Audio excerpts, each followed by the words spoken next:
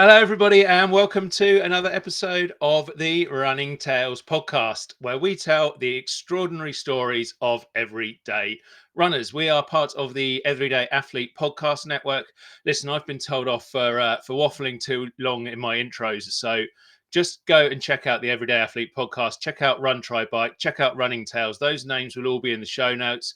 And once you're there, I trust you to do a bit of investigation and find out all about us and then share us everywhere, because I think we tell some stories that are worth telling. And what the story we are going to be telling today is that of filmmaker Rodney Fuentes. And Rodney covers and made a film about the Monarch Ultra, which is an absolutely extraordinary ultramarathon that covers parts of Canada and of America and of Mexico, and follows the route of the monarch butterfly, and it's really all about helping to preserve that butterfly. So I'm going to bring Rodney forward now, and we're going to talk to him about it because he knows far more about this than I do. So hi, Rodney, how are you? Hi, how are you? Good. I'm good. Yeah, I'm not too bad. So listen, I mentioned a little bit about it there myself, but as I said, you know far more about it than me. Can you tell everybody what the Monarch Ultra is, and really the aim behind it, because I think that's the really important thing, isn't it?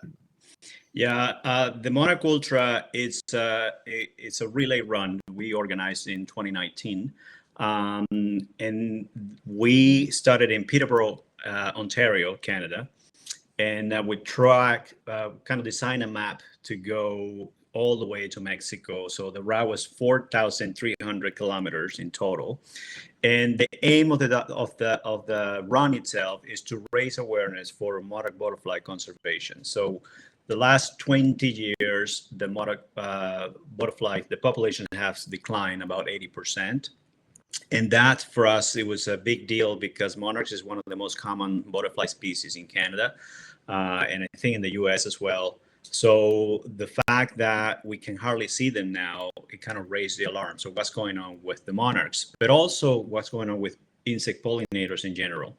So the run was kind of like the attention getter. And as we run, we're following the same migration path of the monarchs that fly that same distance to Mexico to spend their winters. And we say, well, we're going to run at the same time the monarchs are flying there. So we decided to start the run around the same time when the monarchs leave Canada, and arrive pretty much around the same time the monarchs arrived in Mexico. So they fly approximately an average of 80 kilometers a day to get there. So it took us about 47 days journey. Yeah, they are, and we'll get into it, pretty incredible ultra inverted commas runners or ultra flyers in their own right, and it's an incredible human effort to try and keep up with them, and obviously they're doing it on their own. But before we get into that, I kind of wanted to get into some of the environmental side of this, which you touched on, because you're talking about seeing less monarch butterflies, and obviously that's important. We'd all like to see them. They're beautiful creatures, but it's actually far more serious than that, because the way that mankind is affecting these butterflies can have huge impacts on our lives on this earth as well as theirs. We know on paper what's happening with the monarchs. We know that there's habitat loss, right? And here in North America, the habitat impact the plant where the caterpillar feeds on is called a milkweed. And there's less and less milkweed. And then we know that also there's a problem with pesticide use and how the pesticides are causing a lot of decline on not just monarch butterflies, but many other insects and bees. And then we also knew that there's problem in the sanctuary in Mexico where there's deforestation when the monarchs spend their winter. But there's a difference between knowing all that on paper and actually see it. And one of the things we wanted to do is if we run the same route of the monarchs, we'll be able to see what they see. We'll be able to encounter what they encounter. So if they're tired because they have to eat on the way, so they need wild flowers to feed on nectars to get enough juice in order to continue going south. And sometimes where is those flowers? So we start seeing what the monarch butterfly encounter.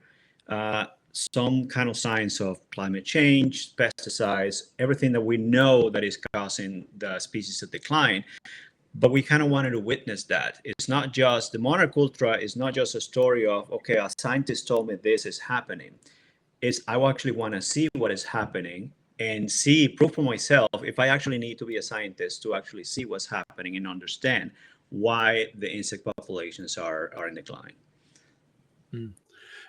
And so I suppose the obvious question off the back of that is, what did you find as the Monarch Ultra was going on, and also I suppose how did you record that, because obviously that was central to your role in all of this. Well, we recruit runners to begin with, and every runner has to run a minimum distance of 50 kilometers. That's why it's called Monarch Ultra, because the ultra has to be an official ultra marathon distance. So some ran 50, some ran 80, some ran 100. So and it has to be on a relay, which is actually harder than just having one person to run the whole way. Because if it's just one person, which requires an insane amount of fitness to do it and be able to run a marathon every single day for many days, but it's just one person to coordinate. So the problem arises when you have over 40 people to coordinate and they have to arrive sometime in the middle of nowhere, which that's where the last person stopped running and went home. The next person comes using their GPS to find us somewhere on the road in Texas or Arkansas or Ontario. And then they will start the run south. There's no people cheering around, and just the Monarch Ultra crew of 4 people. So it was just a commitment for the runners to run for a cause. For me, as a filmmaker, it also was tricky because I was also part of the organizers of the Monarch Ultra. And then I have to also film and use the camera. So a lot of us kind of wear many different hats during this journey. But I have to do as many filmmaking as I could, which proved very challenging for many reasons. But one of those is because we were running along highways many times, and it's impossible to do an interview. So I brought a bike, and there's a couple of scenes you can tell that I'm on a bike because it's just too smooth and too fast. There's no way I can run that fast and keep it nice and smooth without any camera shaking. And the whole idea for me was actually bike most of the route. So the runner is running, I'm on a bike, carrying my gear. I go farther than the run, then I can set up the camera, I can do some filming, hop on the bike again, and do that kind of thing. But it actually proved very difficult because running on really busy highway, there's no way I can use a bike to go. So I used a few times, but not as much as I would like to. It would have been fantastic if I used the bike a lot more often. But we just encounter a lot of challenges, and those challenges has to do with roads, it has to do with dehydration, it has to do with injuries, it has to do sometimes we couldn't find food, and trying to picture what if a monarch butterfly runs into the same circumstances, more likely that little butterfly will die, and that will be the end of their journey. We have a little easier because we have an RV and we have vehicles and we have food with us. They don't have a support crew, do they? Exactly. So that kind of gives a little bit of perspective, right? It's like we got it pretty easy in comparison with how wildlife has it. So we have all this technology and warm homes and restaurants and communities that we can find everywhere to help us out. But wildlife, they're literally, even if they're on pack, they're still on their own, and it's just not easy for them to survive. When things go wrong, usually they don't survive. When things go wrong on our side, we have plenty of help on our way. So it was really nice to see that as a perspective from our own eyes. Yeah, and I guess, I mean, this might be a slightly clumsy comparison, but I suppose the to draw a line between the things that we were doing or you were doing on that run and what the butterfly's doing is what they're facing is as if someone's going along ahead of your runners and ripping up all those restaurants digging a great big hole in the road, throwing stuff at them, and basically meaning they haven't got the food, they haven't got what might be their support crew, which is the plants that they pollinate and feed on. Exactly. And that's why they're struggling to make this journey. Yeah, and we are, I mean, wildlife, monarch butterflies in particular, are doing this migration because it's a survival thing. Like if they don't fly down, they're all gonna die up here. So that is a survival skill, and it's something that they just have to do. We decided to do it. We didn't actually have to do it, which it's a very different. Humans also do some pretty epic migration also by foot, and some of them are extremely dangerous. I mean, if you look at Panama Darien Gap, and all the problems with the immigrants from Latin America, many from Venezuela, trying to cross the Darien Gap to go to Mexico and then cross Mexico to go to North America. And so many of them actually know the dangers of doing that journey, and they still do it. So even we knowing what may happen, they're still doing that because, well, unfortunately, their life is not very great. They just suffer so much from their own poverty and from the own issues they have in the countries they live. And they take the leap and say, okay, I'm just going to risk it and do it. So we can do it as well if the circumstances allows us for us to do those kind of situations. Yeah. And I suppose going back to the start, the formation of the Ultra, obviously you were part of the group organising it. Carlotta James, who I've spoken to before about this, people who've been listening to Running Tales for a long time might remember my interview way back with Carlotta. But what was the reason behind saying, do you know what we're going to do? We're not just going to, I don't know, hold a tombola or a quiz and raise a few pounds. We're going to run across 3 countries. Yeah. Well, Carlotta is the engine and the heart behind the entire project. And she's a runner. And at that point, she wasn't an ultra runner, but she's run quite a few marathons and do a lot of trail running and always enjoying different races. But she's also a landscaper, and I think that's her gym, right? That's how she stays fit and injury free. She's constantly lifting big, heavy plants and moving gravel and all that stuff. So, but landscaping also led her to be a gardener and to build pollinator gardens. And so we have a very strong connection with pollinators. She has a very strong connection with wildlife, and she's very well connected with nature in general. That's why most of her runs, she prefers to do trail runs. She wants to be when there's a trail, when there's trees, when there's wildlife, when there's birds singing.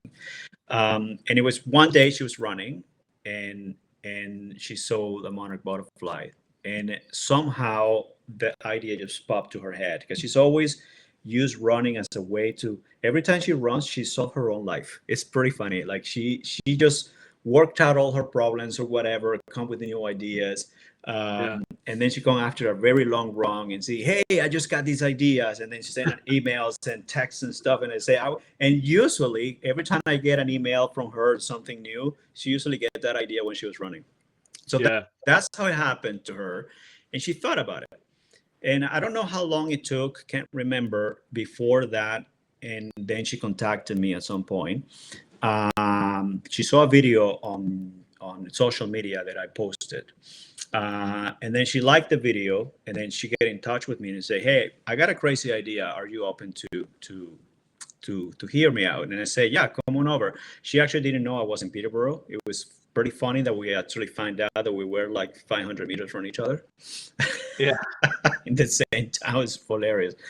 But she came over and she told me the idea, and I was like, okay, this is nuts. And I like nuts, which is great. And I love conservation. I love the whole concept. You want to run to Mexico, but we have no idea how to do this.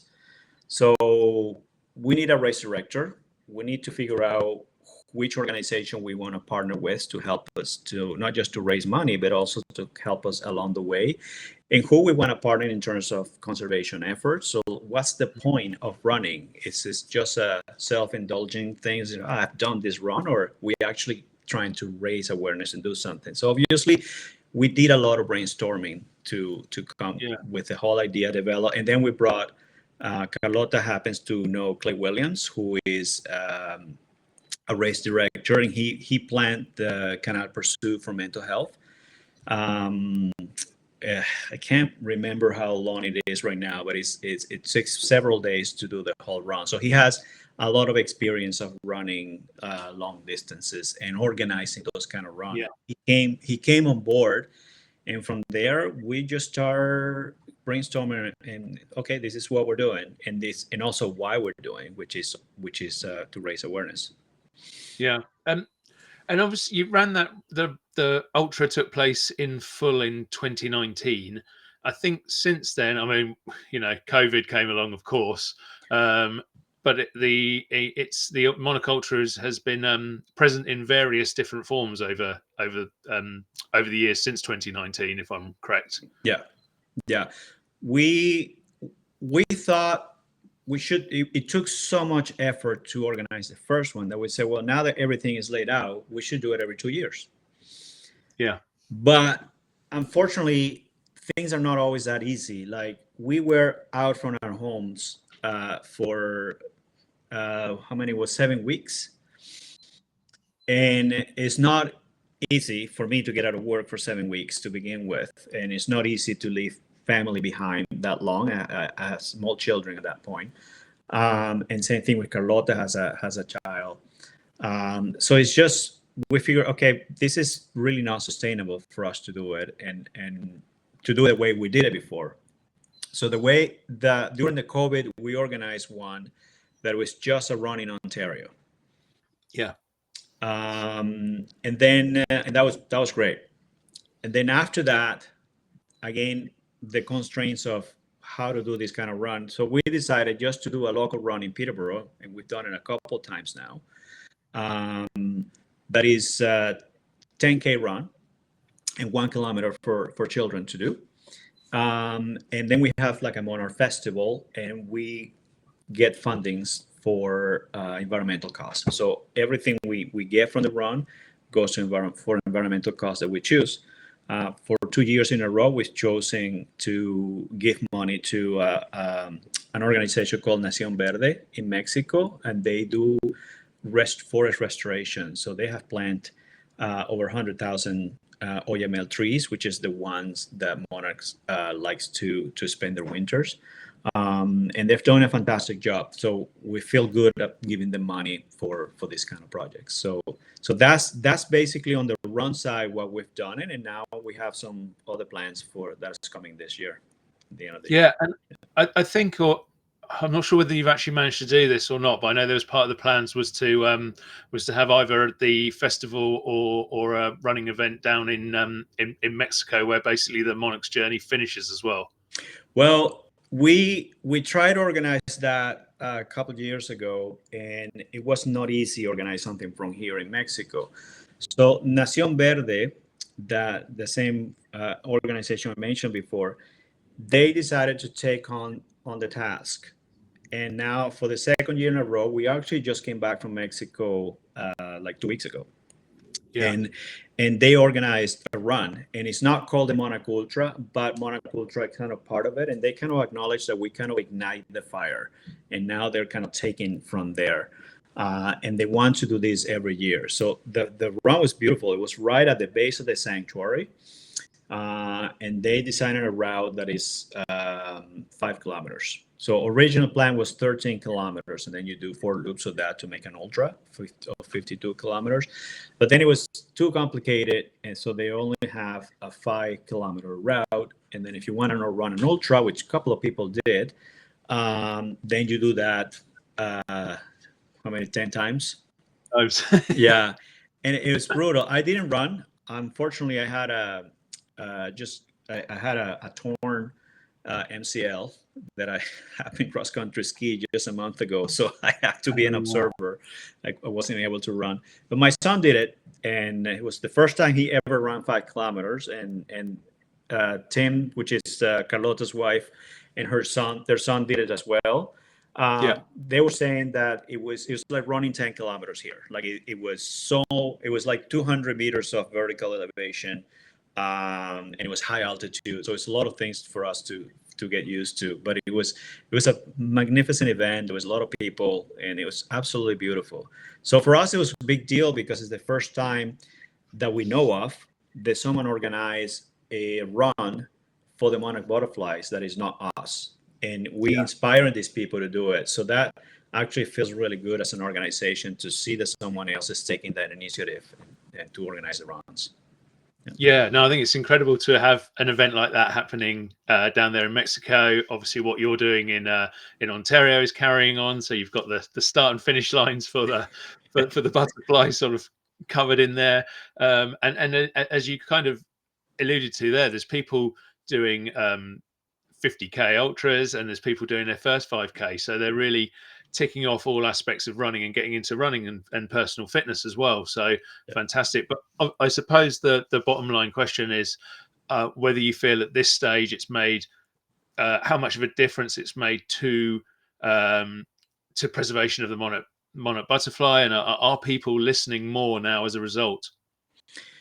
Well, it's hard to measure how much impact we have done for the preservation of monarchs, but I do know that we have the documentary and the efforts that the Monarch Ultra is doing has inspired communities to build more gardens, has inspired people to put more milkweed in their yards.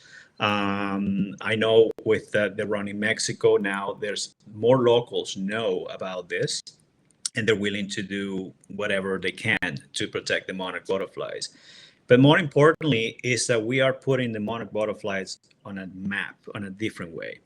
So when you watch a documentary, you realize that monarch is more than just an insect, and it's what it means for the people in Mexico. And that's strong connection, but also what it means in general for the environment. So if we help to protect monarch butterflies, we're helping to protect the watershed. We're helping to protect wildflowers, habitat.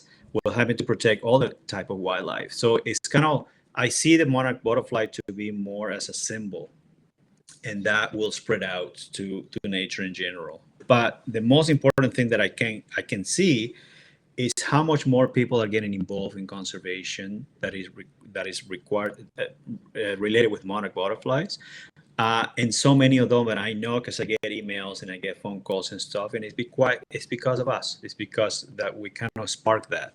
And Yeah. I can't tell you how many, but I know even if it's small, I know that can continue to grow. This one person tells another person, and hopefully we start getting full communities to get it on board with conservation. And that's something that we just have to wait a few more years to see how that develops.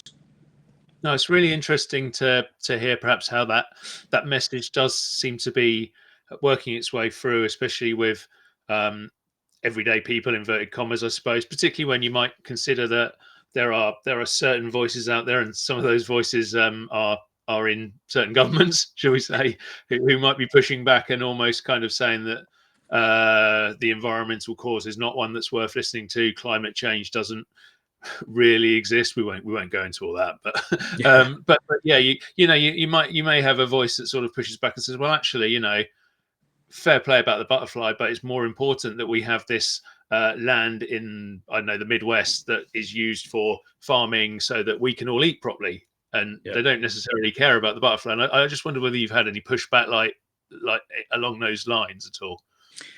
Well, we don't know again with when it comes to government policies. But Sure. what I know is what we can do as community members. And I think that's what we're trying to inspire.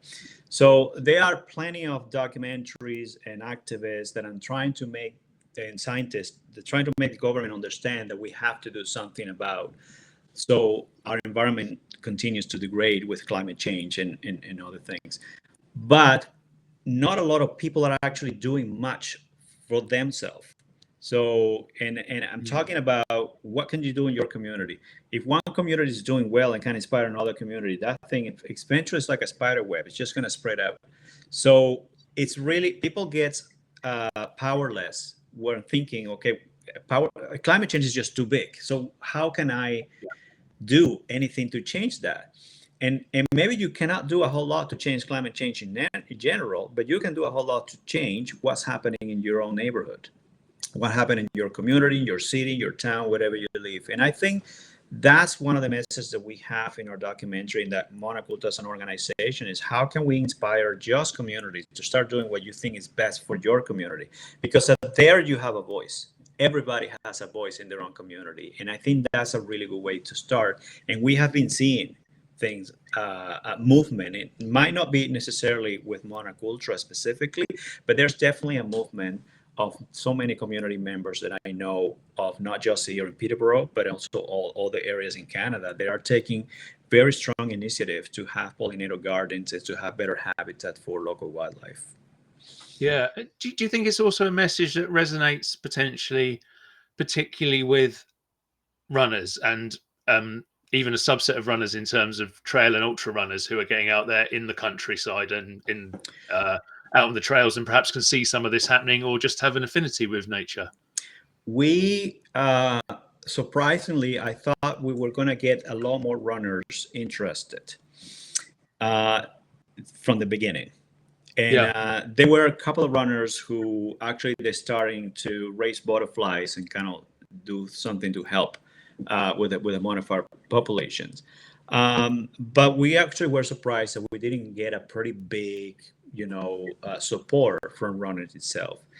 And I guess that was part of the challenge for us, and we took it. We say like, okay, what if this project can actually help to change some of the running mentality, and people kind of start running more for a cause, which there are lots of run for cause actually, like for cancer, Yeah. kind of cancer, or some kind of health research, or diabetes or heart disease, or all the things. But I don't see a lot, and correct me if I'm wrong, I'm not huge into the running scene, but I don't see a lot of runs for the environment. I don't see a lot of that for, or kind of making funds to buy a lot of shoes to get kids to be running, even from a social cause, because social has a lot to do with environment. And then we actually have a social cause that it helps the poor somehow, or people that doesn't have the same access, and we want them to be runners as well. How many runs are like that I can promote that kind of activism? I don't know, but I don't see it, at least in Canada, I don't see them very often. So we're trying to change the narrative a little bit in terms of, would you as a runner also have a way to give back and use your skills as a long distance runners to create attention, and hopefully we get more of those runners that can be more interested in environmentalism and start running for the environmental for the environment. And I think that will be a goal for us. I don't know how much we have accomplished for that, but I tell you, the two runs we have organized here in Peterborough, they're packed. There have been Yeah. a lot of people coming in, and they're not just coming in to run 10Ks. It's only 10K. You can run 10K anywhere. But why are they coming here? It's because we actually have a cause that is speaking to their heart, and that's the monarch butterflies and the environment. So I think that is a movement that can start growing among runners as well. Yeah. I mean, it's really interesting, and I wouldn't by any means want to pretend to be any sort of expert on, how many runners are out there doing stuff for environmental causes or not. I mean, I do think there are some. You obviously have groups like the Green Runners who are having quite a big impact, and I have seen some races. They tend to, and I don't want to start a whole road runners versus trail runners debate because I'll get in all kinds of trouble. But it tends to be people who are out on trails who may get more involved in those causes, whereas some of the road races are still, and it's tough. It's tough to try and get this right, but they're still battling with things like plastic cups and so on, Yeah. as a problem. And listen, I've done loads of road races. I've grabbed loads of plastic cups along the way because you need to drink water, and it's Yeah. it's a tricky subject to resolve. So yeah, there are definitely lots of questions about how running can be more environmentally friendly. I've had various runners on here in the past who've spoken about how they won't commute to runs within a if they're unless they're within a certain distance, because they don't want to have that they're trying to keep their own emissions, I suppose, down or whatever. But then equally, you have people who want to do the marathon majors, and who am I and who's anyone else to necessarily tell them not to, because it's an incredible achievement. So Yeah. Yeah, I don't know if that goes any way to answering what was originally my question, but I suppose it's like life in general, isn't it? You get some people who are really into these causes, and other people who perhaps, not to tar them the wrong way, but will just carry on with their own Yeah. lives and everything else, and a whole swathe of people somewhere in the middle. Yeah. Well, I think it's a matter of making more sustainable for sure. And I Mm. think every sport has a negative effect on the environment in one way or another. So I do a ton of mountain biking, and yeah, it's mountain biking. It's like ripping the floor, the trails, and the cost to make a mountain biking has a massive negative environmental effects, and so on, so on. And if you play tennis, which I loved a lot, but tennis balls are not exactly very environmentally friendly, and how many millions of balls go to the landfill? So there's always something that is environmentally. But I think our mission for us to enjoy the outdoors and enjoy the environment is to be like, okay, how can I minimize my impact? Because everything you do is going to have an impact, but the less of the impact it is, I think the better it's going to be in the long run. Yeah, and are there any, put you on the spot slightly, but are there any simple things that people can do to try and help the environment, to try and help the monarch butterfly, or any other local insects in their area? Well, one of the main things to do is to plant trees or to plant flowers. So, if you have a front yard and it's covered in grass, get rid of the grass and plant actually native plants that will attract insects and will attract wildlife to your yard. I think that's number one. Number two, try to do the best to support your local farmers. So the local farmers has they tends to be more sustainable. There's not this massive monoculture that we see in many places, and the money stays local. And they, if they do it the right way, and we actually pay the right amount that we need to pay for food, then many of them will do the best they can to grow their food in a more sustainable way, so they don't have to use so much pesticides. So there's a cost for pesticide, there's a cost for not using pesticide, but we as consumer, we have a power to demand what kind of products we want. And by buying from companies that are more sustainable than others, it actually does make a pretty big difference. So we make those companies stronger, we made those farmers stronger, and they don't have to use as many pesticides or harm the environment as much. So every choice that we do when we purchase things, it has an impact, and it's a pretty big impact when you put it all collectively. So, and the other things you can do is kind of get involved. That every town has environmental organizations that they do things or wants to do things to make the community better. So if you don't know how, the best thing you can do is to volunteer and get in touch with those environmental organizations. You're going to learn, and you either can put your volunteer work and effort to help them out to make the community greener, or you can donate them money, and then we'll have the resources with that money to educate people to make your community greener. So one way or another, that is a pretty good help.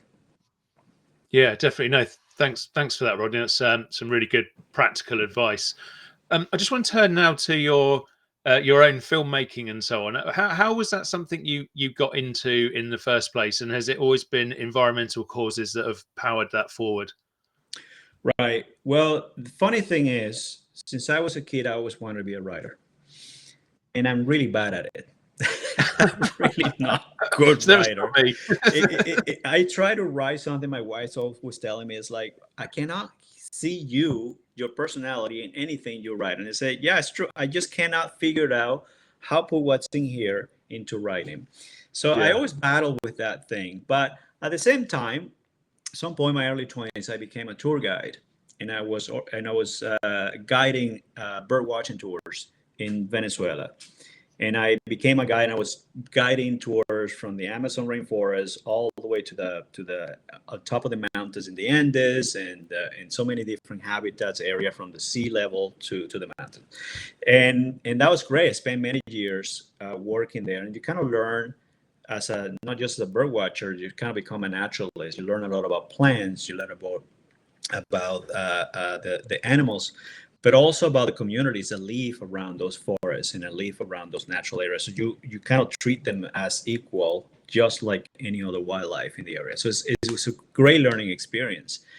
But I always have a friend who had a camera and take some great photos. And I always I really want to get a camera like yours. This would be Yeah. nice that I start documenting. And it wasn't until later here in Canada. I came to Canada in 2002. And a few years later, I started learning how to use a camera. And it started getting into me. And it wasn't until about 8 years ago, after a lot of try miss doing different things to make a living, that I figured out. I was like, you know what, I can start making a living with the camera. I think I'm good at it, and I can start promoting myself as a photographer and as a videographer. And then that kind of started evolving after I did a project with a local charity that they do a concert to give all the proceeds from the concert. They give it to a shelter, and it's called In From the Cold. So all the homeless and outside in the cold winters of Canada, and so they can have a place so they can sleep and have a warm bed and have some food. So they donate all the proceeds to that. And I didn't know anything about this project, and I volunteered. So my daughter was going to sing there one season, and I volunteered to, you guys, I need to make a video about this. And I've never done anything like this in my life.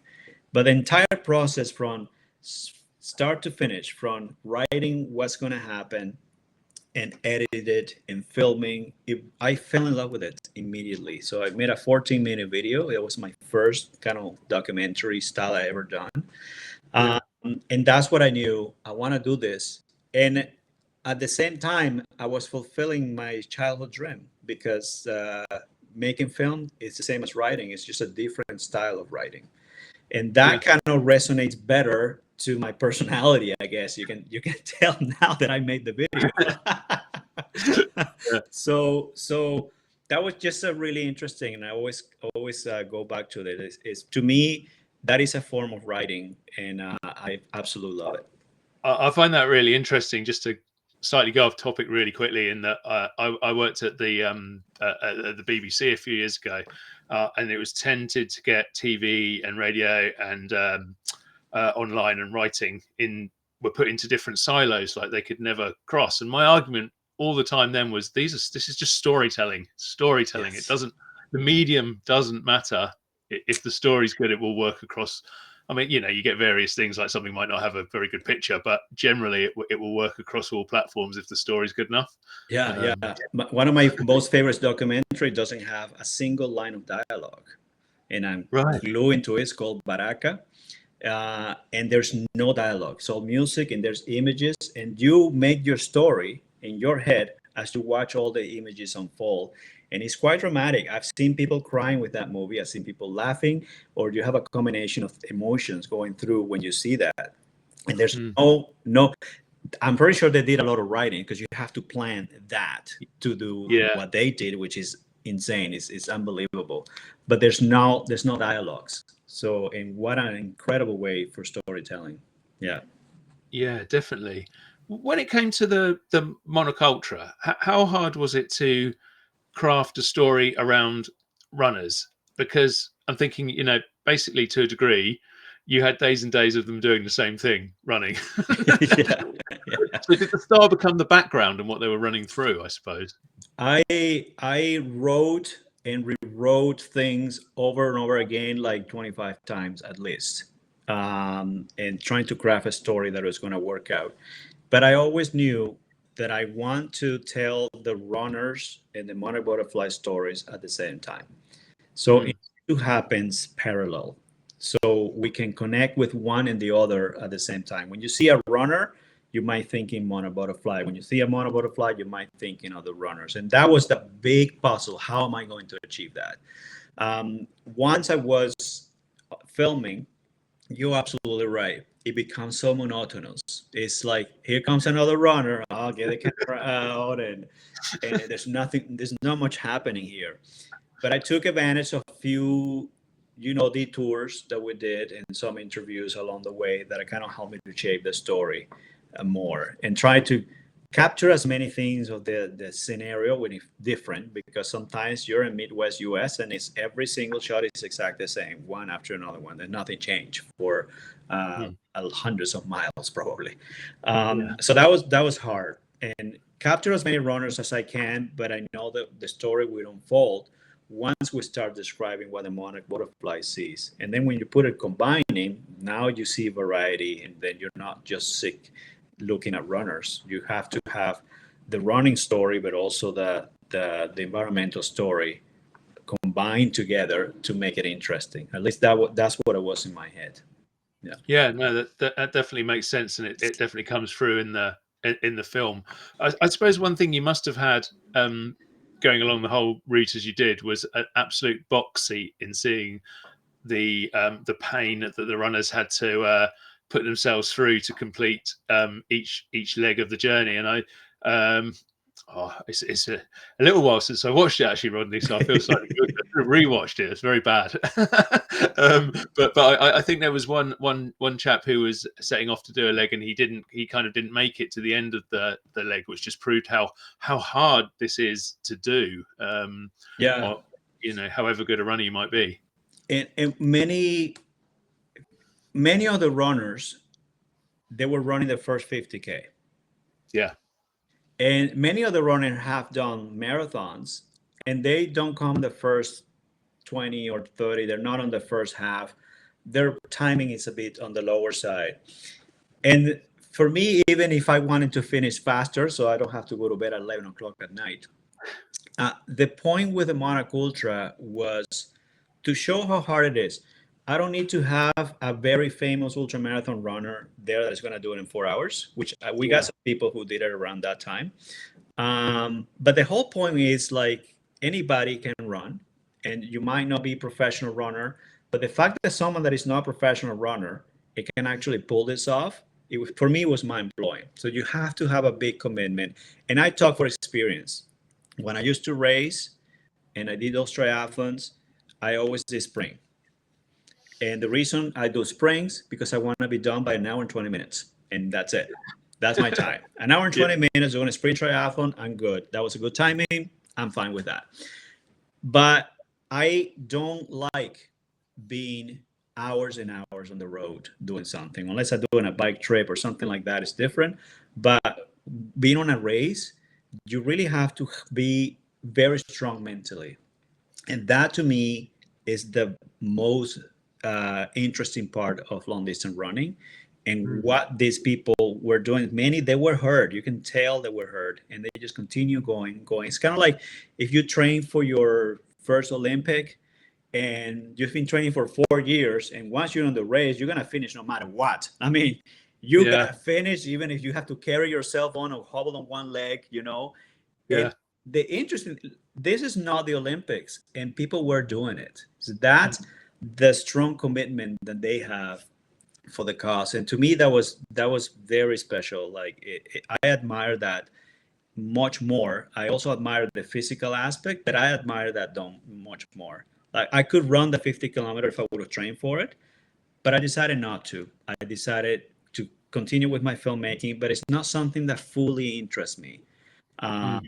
to do. You really have to be mentally strong to do it, and especially in those conditions when you're on a highway, it's like 35 degrees Celsius, and you're running on black pavement, which feels a lot hotter than that, and you don't see a human being for the next 10 kilometers. And every 10 kilometers is becoming longer and longer and longer. It was brutal, and Mm. I think that was very special to see people pushing themselves that hard. Yeah, because I mean, at the end of the day, it wasn't even a race. Sometimes you have races where you're running huge distances and you won't see other competitors, but you kind of know they're out there. You know Yeah. that they're doing it, and if you're just running, 50K pretty much on your own, you could drop out at any time you wanted. There's probably not going to be any judgment. It's incredibly tough and incredibly, you know, brave of them almost to just carry on and keep churning out those distances and those miles, particularly if it's not something that someone's regularly done. So yeah, hats off for sure to the people who did that. And I think there were one or two, Carlotta included, who actually did kind of back to back runs and so on as well, weren't there? Carlota did a lot of runs because we couldn't fill all the legs. We couldn't fill. We have a lot of gaps. We couldn't find a runner here or a runner there, and so both Carlota and Clay Williams, the race director, they ran many few times to cover all those gaps that were so we can actually have the whole route. Um, Yeah. so yeah, she did. It's amazing. Like she ran and then he had to run again 3 days later or 4 days later or something like that. And she's never done anything like this. It was too fast. The turnaround was too quick. Mm. But she did it anyways, and that was very inspiring. Yeah. Do you know? I mean, that kind of, it was too hard. It was too much. It was too fast. It was too much of a but they did it. She did it everywhere. Exactly. That I think that just sums up both what makes, well, I suppose three things. What makes this, what made that race happen, what makes people do that in ultra running and running in general, and then also, you know, kind of going back to the reason behind it, what the butterflies do every time they do it. They kind of just do it, don't they? Yeah, they just do it. They have their internal clock or something that tells them we have to go to Mexico. I don't know what it is. Yeah. Because that's the fascinating about this story. Like we know so many different butterflies, but the monarch is special for us because they go to a place that's never been before. They fly 4,000 kilometers to a place they've never been. They don't know the route. They don't have Google Maps. They don't have, so they just kind of follow their instincts, get some wings to help them out, and then they have to find flowers, and they just have to continue going. And it's quite remarkable, like how many species that small do that kind of migration. Uh, it's almost unknown. There are Yeah. others in Europe They and don't Africa. get lost, do They they? do big, yeah. But this is quite remarkable. And then when they're in Mexico, they stay there for a few months. Mm. They mate, the males die, and then the female, that same that flew the 4,000 kilometers, they start flying north. Right. And after they lay the first eggs, which is probably northern Mexico, south of Texas, that sounds, they still have to fly quite a bit. That's where they finally died. And then it takes another 4 or 5 generations of monarch butterflies to come back to Mexico, to Canada, in the northern Right. US. And then the last generation is called the Matusalem. It's a bigger butterfly than the other ones. Those are the ones that are flying back to Mexico. So that cycle, it's really interesting and have interest scientists for many years. Yeah. And Oh, that's what makes it remarkable. Yeah. yeah, no, that's amazing. I didn't realize that. I kind of thought it was a I don't know, an every year migratory journey, Yeah. Like birds. like birds, like migratory birds, I suppose. I hadn't really thought about it. So that's Yeah. amazing. That sort of that cycle happening over that 4 or 5 Yeah. years, and therefore, as you said, which was going to be something I was going to come back on, that explains and answers my question as to why it would be the first time that anyone would Yeah. So they do a anyone relay. journey. They do a relay like we did down there. They do a relay to come north. Yeah, yeah. Oh wow! No, that's really really interesting. I didn't know that. So yeah, thank you for educating me on that. Yeah. Yeah. So I suppose as time ticks by on this interview slightly, we'd better let people know where they can go and find the Monarch Ultra film and where they can watch it and see what it's all about in documentary form. Well, the documentary is hitting right now the film festival run. Mm. I just have actually we just got an award for outstanding excellence for the Hispanic Film Festival in the U.S. Brilliant. Yeah, that's great. I just got the email like 2 days ago. And once the festival run is done, I mean, we're offering during the festival run, we also offering community screenings, and people can organize a screening to show the documentary and also have a discussion about either running or monarch butterflies and conservation of insect pollinators. And that we've had quite a few in Canada already. We want to expand more towards the US. We want to have some in Mexico, and then in Europe, hopefully. So that's number one. And after that finish, maybe in a year or two, maybe a year from now, I will release it more likely on demand, like platforms like Vimeo or any other platform where you kind of rent the movie and you can watch it. Yeah. Yeah. But if Yeah. you go to that website, I don't know if you put that on the description, but as you go to the website, the Monarch Ultra film, I will have it updated next week, and then we'll have all the information of which festivals will come in, and also about the community screenings as well. Oh, fantastic! Well, Yeah. we'll grab that off you. We'll make sure it's in the show notes. I'll make sure it's on my Substack, and I'm sure Jason, who's producing today, will make sure it's on Run Try Bike. In fact, he's saying they've got it, so he's Nice. ahead of the game. So that's good as well. And if other people are listening to this and think, do you know what, I'd love to have a community showing of that, or I've got a big film festival coming up and I'd love to show that because it sounds great. How do they get in contact with you and make that happen?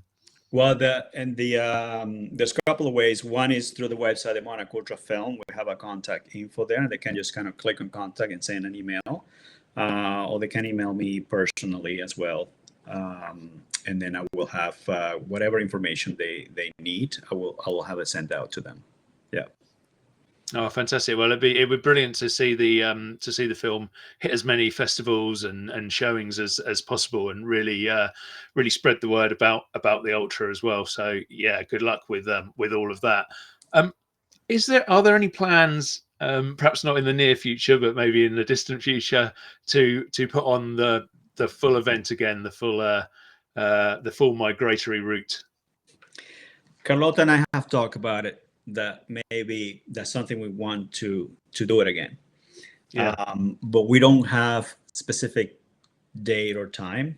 I think it's we'll have to see how things unfold. But we have thought about it. What would happen if we do it again? I mean, the logistic was massive. We have to purchase an IB, and then we sold it after the event. Because we kind of wanted to cook as we were inside, and we can carry all of our stuff and offer the supports to the runners. Like the runners, every 10 kilometers will be there in case they need something. Sometimes they didn't, but it's good to know that, for them to know that we were there. We don't have Clay Williams to join us again, so we'll have to find someone else to help us with the route again.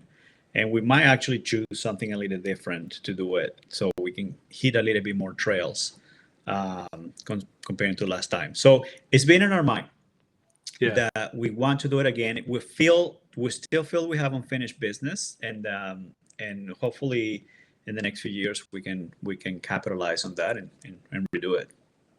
Yeah. We also thought about doing one on the West Coast and doing through the mountains, and just going from Vancouver all the way down to California. That population is actually in very, very bad shape right now because of all the forest fires. So it would be awesome to organize that. But for that, we need a champion. We need someone who can help us, because we don't live out west, to organize that route and then do it. And then we'll go and participate and film it and do everything else. But that is also an idea that we have in mind as well. Yeah, I mean, I don't mean to sound really sort of cynical about the whole issue, but I think having the LA fires and so on to sort of say this is happening, sort of thing, is almost a bit of an extra string to your bow in trying to champion something like that, because it's something that people can really see, and that has become a major issue that everyone has spoken to about at national and international level. Rodney, I'm sure we have a massive community across the Everyday Athlete podcast network and across Run Try Bike, and I'm sure if you're looking to do that, just keep chatting to us and to the people on here if you're listening. Let's try and make this happen again. It was probably not going to be this year or next year, but let's try and make this happen, because I think it's an absolutely brilliant event. I would have to somehow find my way all the way over from the UK to Canada. I have to persuade Michelle to let me go across the world to Ontario and then travel all the way down to Mexico or something. But yeah, if I could make that happen, it'd be amazing. Yeah. Well, it also would be incredible if somebody takes the idea and organize a run like this in Africa, in Europe, in Asia, there are other migratory species there, and there are other species that also are suffering from climate change, and generally the populations are in decline. So I really think that we could hopefully inspire people to also organize runs, not necessarily about butterflies, but just pick your winner, pick your case, your I cause, could sorry, bring pick my, your cause, my and bring I the could bring my runners. birds back again. Yeah, I mean, how awesome that runners can do more runs Hmm. like this and organize more this kind of run. I think it's just a different way to run, I guess. I don't know. You tell me. You're more a runner than I am. Well, no, I think it definitely is, and I think we do, as runners, we do run for causes. You mentioned things earlier, Mm. like running for cancer, or I don't know, Parkinson's disease, or homelessness, or whatever the cause might be. And you look at events like London Marathon, obviously sticks in my mind, but I'm sure New York, Chicago, Boston, Right. Tokyo are Yeah. all the same, where you just have hundreds and thousands of runners running for charity. So I suppose it's about fostering that energy, and using it for say this particular cause, or for other similar causes, because it's definitely out there. People love to have a why when they're running, whatever that why is, and for a lot of people, Yeah. a particular cause that's close to their heart is that why. Yeah. Yeah. Well, thank you for doing this thing, because I think your podcast will hit a lot of runners, and it will be so amazing to see more and more down the running community joining environmental causes. I would love to see that. Yeah. Oh no, you're um, absolutely welcome. I would encourage everybody out there to try and find out where the Monarch Ultra is being shown near to them, and if it's not, have a word with somebody who might be able to show it in the community, and get that happening. As I say, we'll get the notes in the show notes, all the links and stuff, so people can find it. This interview with Rodney will be turned into a story on my Substack, runningtales.substack.com, and I know that there'll be stuff on the Run Try Bike website as well. So everybody keep an eye out for that, so you can find out how you can get further involved in this. Rodney, thank you so much for joining me today. We will keep in touch, and I really appreciate A, your time, B, what you do for the Monarch Butterflies, and C, the film, because it's really, really good, and I really enjoyed it. So thank you. Thank you so much. It was a pleasure being here with you. Cheers. Yeah, so thank you everybody for joining us today for another Running Tales podcast. As I said at the start, we're part of the Everyday Athlete Podcast Network. We are one of, I think it's 9 shows. We're an increasingly large community, and people can listen to all of those shows on all the normal places like Spotify and Apple Podcasts, and all those places. So please do listen to that. Please like and share. Give us a nice positive review. You can comment on Spotify too, which is very exciting, new thing, and they all help to make those algorithms, which are so important to us. I mean, I hate those algorithms, but I also love them because they mean that more people get to listen to the stories we tell, and the stories of people like Rodney, and the stories of the Monarch Ultra, and so on. So listen, folks, I hope you enjoyed today's podcast. We'll be back in another 2 weeks with another Running Tales podcast here on the Everyday Athlete Podcast Network. And thank you once again for joining me today.